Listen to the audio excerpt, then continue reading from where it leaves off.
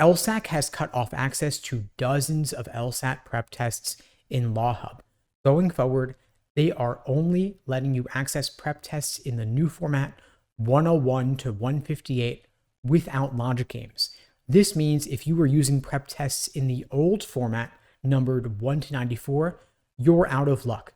I'll walk you through the recent change and what this means for your LSAT prep going forward. For those who don't know me, my name is Steve Schwartz. I've been teaching the LSAT since 2005, and I personally increased my LSAT score from a 152 to a 175.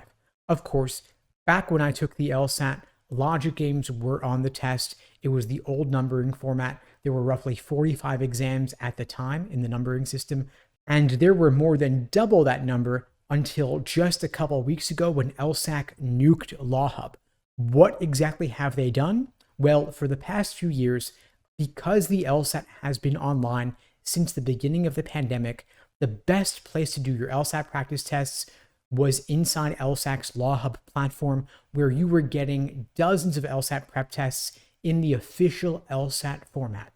However, a couple weeks prior to the August LSAT, LSAC made a sudden radical change where they blocked you from opening up LSAT prep tests that are in that old format numbered 1 to 94.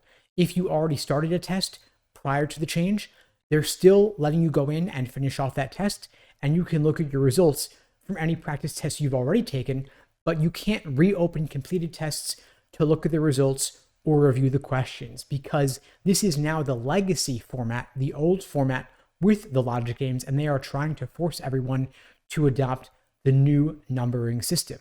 Now, why are they renumbering the prep tests in the first place? Well, LSAC wants to make a clean break between the old LSAT format with the logic games section and the new LSAT format without the logic games section. After the June LSAT, LSAC removed logic games from the official test and replaced it with a second scored logical reasoning section. And in conjunction with that change, they reorganized and reshuffled all the old LSAT prep tests to give you 58 numbered exams in the new format with 2 scored logical reasoning sections, 1 scored reading comprehension section, and 1 unscored extra section of either logical reasoning or reading comp. And to simulate that unscored extra section, they took an official LSAT exam section from another practice test and spliced it in to the new exams. And so this way, you can now take 58 numbered practice tests numbered 101 to 158 with simulated experimental sections already built in. I get what LSAC is trying to do. I get why this is convenient for students taking the exam going forward. But the problem is, by cutting off access to the old format exams, they are messing up all the students who were already studying with that system in mind. Because if you've been studying for the LSAT for several months, a year or more, you've probably done a lot of your work with that old numbering system already. A lot of supplemental prep materials, including from my prep company and others, were built around the old prep test numbering system. And it's been a tremendous amount of work for us to reshuffle and reorganize everything in accordance with the new numbering system. I can only imagine how bad it is for all the students who are trying to adjust at the same time. And I know LSAC was trying to help by reshuffling everything, but I don't think they've fully thought through the implications of what they were doing or how this could negatively impact students, especially when it was so close to the August LSAT test.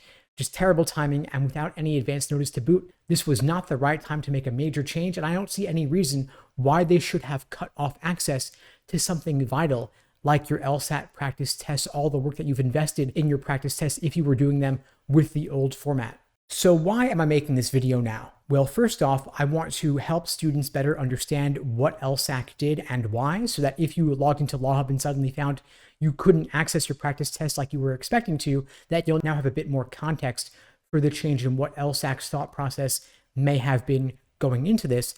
I'm also hoping that LSAC will recognize the terrible mistake they've made and unlock access to these practice tests in the old LSAT format, so that students at least have the option to decide, do I want to take the tests in the new format or the old format if they've already been studying in the old format. Now, if you're taking the LSAT this fall or beyond and you'd like my help on your journey to scoring a 170 or above, you can check out the links below to find out more and to book a call with me and my team. We'd be glad to help you out.